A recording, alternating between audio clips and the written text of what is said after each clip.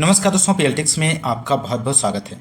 दोस्तों, आज की इस क्लास में यूपिट प्लस सी एजीटीए 2024 के लिए एग्रीकल्चर के क्वेश्चंस की क्लास को लेकर आया हूं और इस क्लास में हम लोग एग्रीकल्चर के 50 क्वेश्चंस को सॉल्व करने वाले हैं।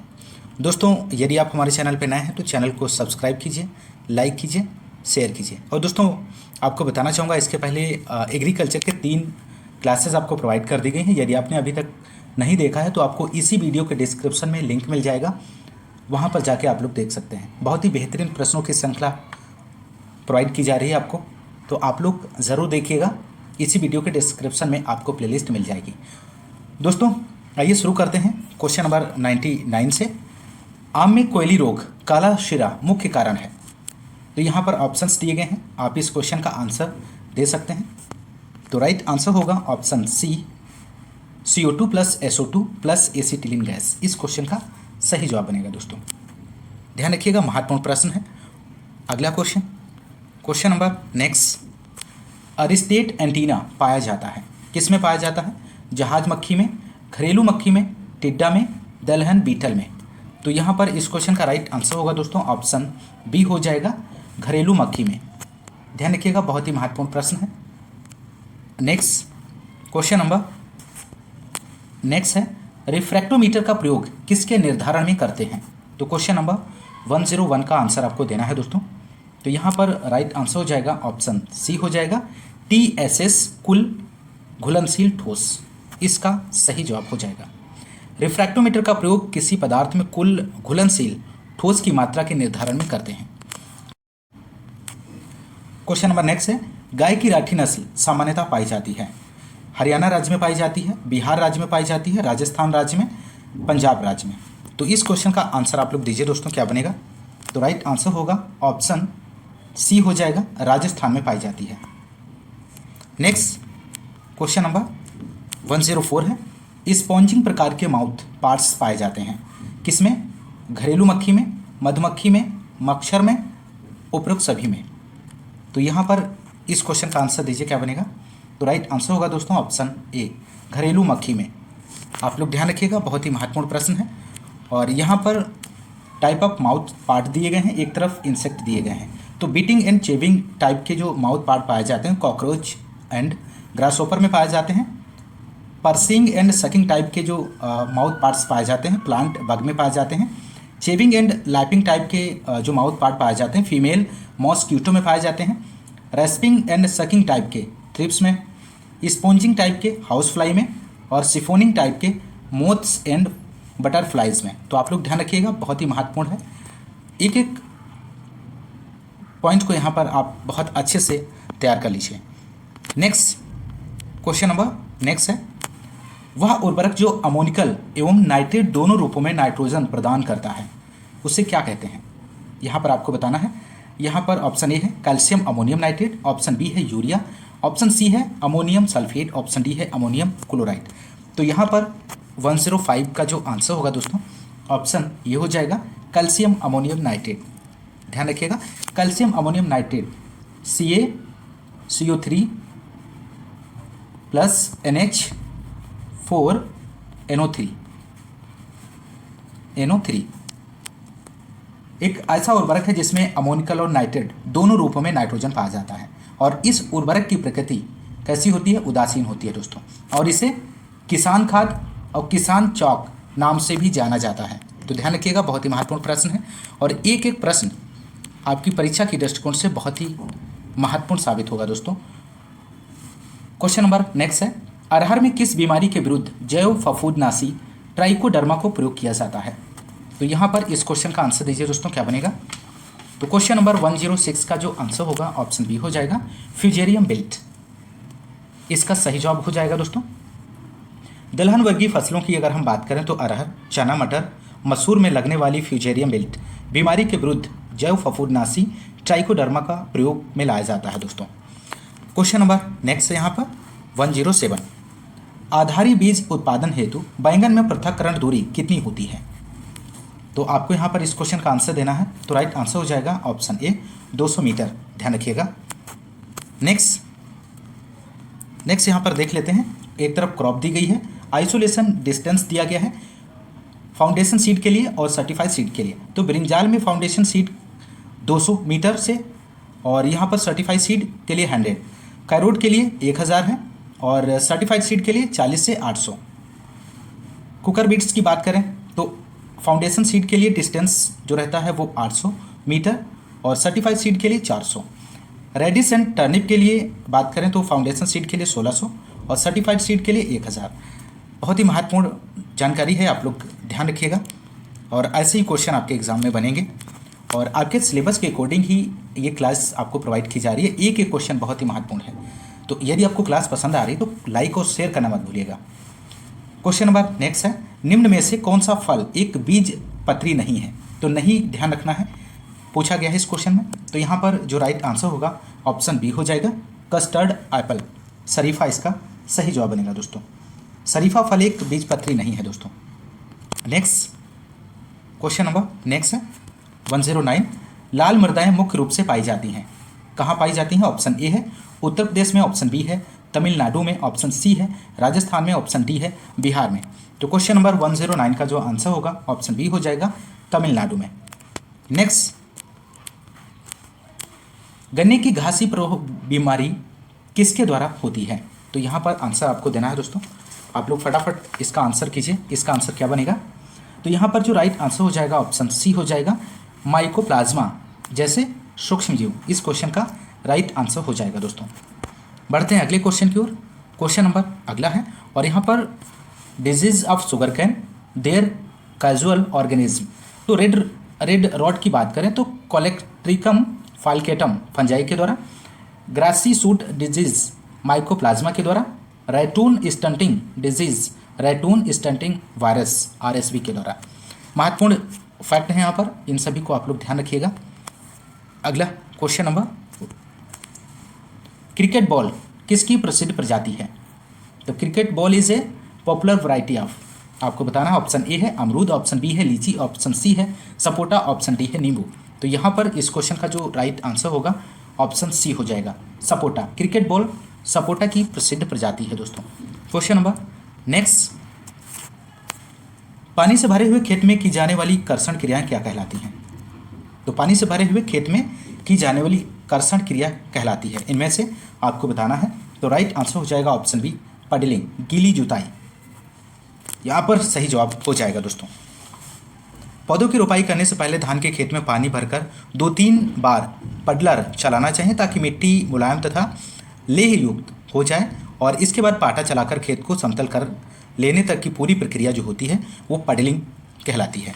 तो आप लोग ध्यान रखिएगा, ऑप्शन बी यहाँ पर इस क्वेश्चन का सही आंसर हो जाएगा। Question number next, flame photometer का उपयोग किसके निर्धारण के में करते हैं दोस्तों? तो यहाँ पर आप लोग बताइए इस क्वेश्चन का आंसर क्या बनेगा? Flame photometer. तो राइट आंसर होगा option D, potassium. Flame photometer का उपयोग सोडियम और पोटेशियम पोषक तत्व का मृदा में उपस्थित के निर्धारण में प्रयोग में लाया जाता है। तो ऑप्शन डी यहाँ पर सही आंसर हो जाएगा। नेक्स्ट क्वेश्चन नंबर अगला है, उमरान प्रजाति है किसकी है? ऑप्शन ए दिया गया है बेर की प्रजाति है, ऑप्शन बी है आम की है, ऑप्शन सी है अमरूद, ऑप्शन डी है इनमें से कोई नहीं। तो यहाँ पर आपको आंसर देना है दोस्तों। तो राइट आंसर हो जाएगा ऑप्शन ए, बेर की प्रजाति है। भारत में बेर की प्रजातियों की अगर हम बात करें तो यहाँ पर गोला, उमरान, बनारसी, कड़ाका और मुंडिया, कथकली, मेहरून, पारबानी, इलायची और संगम, ये सभी जो हैं बेर की प्रजातियां हैं। तो आप लोग ध्यान रखिएगा। अगला क्वेश्चन नंबर नेक्स्ट है, खरपतवार नाशी पैराक्वाट है, इनमें से आपको बताना है। तो राइट आंसर यहाँ पर हो जाएगा ऑप्शन बी, नॉन सेलेक्टिव, इसका सही जवाब हो जाएगा। खरपतवार नाशी पैराक्वाट 2 प्रकार के होते हैं, पहला सेलेक्टिव हर्बिसाइड, दूसरा non selective herbicide. Selective herbicide क्या होते हैं? ऐसे शाकनाशी कुछ विशेष प्रकार के वनस्पतियों पर ही प्रभाव दिखाता है और टारगेट वीड्स को ही मारते हैं, जैसे सिमाजीन, एट्राजीन, ब्यूटाक्लोर, पेंडिमेथलिन और आइसोप्रोटोरान। अब बात करेंगे नॉन सेलेक्टिव हर्बिसाइड की। तो ऐसे खरपतवारनाशी जो किसी भी वनस्पति के संपर्क में आने पर उसको नुकसान पहुंचाता है या फसल और खरपतवार में अंतर नहीं करता है, जैसे डाइक्वाट और पैराक्वाट। बहुत ही महत्वपूर्ण जानकारी है, आप लोग ध्यान रखिएगा, क्वेश्चन बनता है यहाँ से। क्वेश्चन नंबर नेक्स्ट, अधोभूमि अंकुरण पाया जाता है, किस में पाया जाता है दोस्तों? तो यहाँ पर ऑप्शंस दिए गए हैं, आप दिए गए ऑप्शंस में से सही विकल्प का चयन कर सकते हैं। तो राइट आंसर हो जाएगा ऑप्शन सी, अधिकतम एक बीजपत्री और कुछ द्विबीजपत्री में। अधोभूमिक अंकुरण एक बीजपत्री और कुछ द्विबीजी पत्री में पाया जाता है। सभी मोनोकाटिलिडन्स पौधे हाइपोजियल अंकुरण के तहत और डाइकाटिलिडन्स पौधे इपीजियल अंकुरण के अंतर्गत आते हैं। तो इस बात को भी आप लोग साथ ही साथ ध्यान रखिएगा। क्वेश्चन नंबर नेक्स्ट, खीस का प्रचुर स्रोत है, किसका प्रचुर स्रोत है, यहाँ पर आपको फिल करना है। तो राइट आंसर हो जाएगा ऑप्शन बी, प्रोटीन का। खीस प्रोटीन का प्रचुर स्रोत है और खीस में कार्बोहाइड्रेट, प्रोटीन, एंटीबॉडी की अधिकता होती है और वसा की कमी पाई जाती है। तो यहाँ पर ध्यान रखिएगा। क्वेश्चन नंबर नेक्स्ट है, यूरिया एक डाइमाइड है, कार्बोनिक अम्ल का, एसिटिक अम्ल का, कार्बोसिलिक अम्ल का, नाइट्रिक अम्ल का। तो दोस्तों यहाँ पर इस क्वेश्चन का आंसर आप लोग दीजिए। तो राइट आंसर हो जाएगा ऑप्शन ए, कार्बोनिक अम्ल का। यूरिया एक डाइमाइड है, कार्बोनिक अम्ल का। यूरिया को उर्वरक और फीड उर्वरक पूरक के रूप में महत्वपूर्ण उपयोग है। साथ ही प्लास्टिक और दवाओं के निर्माण के लिए भी एक प्रारंभिक सामग्री है।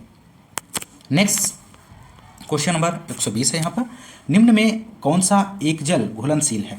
तो ऑप्शन ये दिया गया है, monocalcium phosphate, dicalcium phosphate, hydroxyapatite, सभी। तो यहाँ पर इस क्वेश्चन का जो आंसर हो जाएगा ऑप्शन ए हो जाएगा, मोनो कैल्शियम फॉस्फेट। ध्यान रखिएगा। नेक्स्ट क्वेश्चन नंबर, बकरी की वयस्क मादा को जाना जाता है गिल्ट के नाम से, डो के नाम से, ईव के नाम से, शो के नाम से। तो यहाँ पर इस क्वेश्चन का जो राइट आंसर हो जाएगा, डो के नाम से जाना जाता है। नेक्स्ट यहाँ पर कुछ महत्वपूर्ण जानकारी है। एनिमल्स हैं, मेल, फीमेल और यंग। यहाँ पर कैटल की मेल को जो जाना जाता है बुल के नाम से, और फीमेल को काऊ के नाम से, और यंग काफ के नाम से। गोट की मेल को बग के नाम से जाना जाता है और फीमेल को डो और किड के नाम से जाना जाता है। सिप एनिमल है यहाँ पर, और इसके मेल को राम और फीमेल को ईव डाइम के नाम से या लैम्ब। पिग, बोर, सो, पिगलेट्स। तो आप लोग ध्यान रखिएगा, यहाँ से भी क्वेश्चन बनता है। अगला क्वेश्चन नंबर 122 है, पूसा चेतकी किसकी प्रजाति है? तो यहाँ पर आपको राइट आंसर का चयन करना है। तो यहाँ पर राइट आंसर जो हो जाएगा दोस्तों, ऑप्शन सी हो जाएगा, मूली इसका सही जवाब बनेगा दोस्तों। अगला क्वेश्चन, और यहाँ पर एक तरफ फसल दी गई है, दूसरी तरफ प्रजातियाँ दी गई हैं। मूली की प्रजातियों की बात करें तो पूसा रश्मि है, पूसा चेतकी, पूसा देसी, जापानी सफ़ेद, अर्का निशांत। और गाजर की प्रजातियों की बात करें तो पूसा केसर है, पूसा मेघाली, चेतन्य, पूसा यम दागिनी, रेड एलिफेंट, नैंटस। मटर की प्रजातियों की बात करें तो वोनविले है, आर्केल है, आज़ाद असौंजी है। तो इन सभी प्रजातियों को आप लोग अच्छे से तैयार कर लीजिए। नेक्स्ट क्वेश्चन नंबर 123 है, प्रयोगशाला में प्रक्षेत्र कार्यक्रम 1979 में किसके द्वारा प्रारंभ हुआ था? तो यहाँ पर इस क्वेश्चन का आंसर आपको देना है, बहुत ही महत्वपूर्ण प्रश्न। तो राइट आंसर हो जाएगा ICAR के द्वारा। क्वेश्चन नंबर 124 है, किसका प्रयोग क्षारीय भूमि सुधार में होता है? तो यहाँ पर इस क्वेश्चन का राइट आंसर आपको देना है। तो राइट आंसर हो जाएगा CaSO4 2H2O, जिसे जिप्सम कहते हैं दोस्तों। और यहाँ पर एक तरफ भूमि दी गई है, दूसरी तरफ भूमि सुधारक दिए गए हैं। अम्लीय भूमि के लिए किसका प्रयोग किया जाता है? चूना, CaO का प्रयोग किया जाता है। और क्षारीय भूमि के लिए जिप्सम, CaSO4 2H2O का भूमि सुधारक का प्रयोग किया जाता है। और लवणीय भूमि के लिए पाइराइट भूमि सुधारक का प्रयोग किया जाता है। तो आप लोग ध्यान रखिए, बहुत ही महत्वपूर्ण जानकारी है। बढ़ते हैं अगले क्वेश्चन की ओर। क्वेश्चन नंबर यहाँ पर 125 है, खरीफ फसल के लिए प्याज की उपयुक्त प्रजाति है, इनमें से आपको बताना है दिए गए ऑप्शंस में से। तो यहाँ पर राइट आंसर हो जाएगा option C, Agrifound dark red. इस क्वेश्चन का सही आंसर हो जाएगा। क्वेश्चन नंबर नेक्स्ट है, ऑपरेशन फ्लड से संदर्भित है। तो यहाँ पर इस क्वेश्चन का आंसर आपको देना है। तो राइट आंसर हो जाएगा ऑप्शन बी, दुग्ध उत्पादन। बढ़ते हैं अगले क्वेश्चन की ओर। क्वेश्चन नंबर नेक्स्ट है, ओगोल किसकी एक किस्म है? यहाँ पर आपको राइट आंसर का चयन करना है। तो राइट आंसर हो जाएगा ऑप्शन ए, गाय। इसका सही जवाब बनेगा दोस्तों। नेक्स्ट दोस्तों, यदि हम गाय की किस्मों की बात करें तो यहाँ पर साहिवाल हो जाएगा, लाल सिंधी, गिर, हरियाणा, थारपारकर और ओगोल। भैंस की बात करें, भैंस की नस्लों की बात करें दोस्तों तो मुर्रा हो जाएगा, नीली, रावी, जफराबादी, मेहसाना, भदावरी, सूरती, नागपुरी। बकरी की नस्लों की बात करें तो जमुनापारी, बर्बरी, बीटल, पश्मीना, कश्मीरी, मालाबारी, ब्लैक बंगाल। तो आप लोग ध्यान रखिएगा। अगला क्वेश्चन नंबर नेक्स्ट है, दुग्ध शर्करा है, इनमें से आपको बताना है दोस्तों। तो यहाँ पर राइट आंसर हो जाएगा ऑप्शन है लैक्टोज। अंकुरित बीजों में कौन सी शर्करा पाई जाती है? तो माल्टोज पाई जाती है।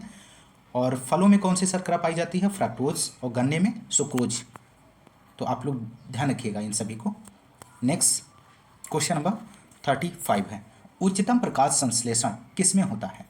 लाल प्रकाश में, नीला प्रकाश में, हरी प्रकाश में, और ये सभी। तो यहाँ पर राइट आंसर हो जाएगा ऑप्शन ए, लाल प्रकाश में उच्चतम प्रकाश होता है। क्वेश्चन नंबर नेक्स्ट की बात करेंगे, यहाँ पर 36 है, ATMA योजना किसके द्वारा प्रायोजित की जा रही है? तो यहाँ पर आपको राइट आंसर देना है। तो राइट आंसर हो जाएगा दोस्तों ऑप्शन बी, केंद्र सरकार के द्वारा। आप लोग ध्यान रखिएगा, बहुत ही महत्वपूर्ण प्रश्न है।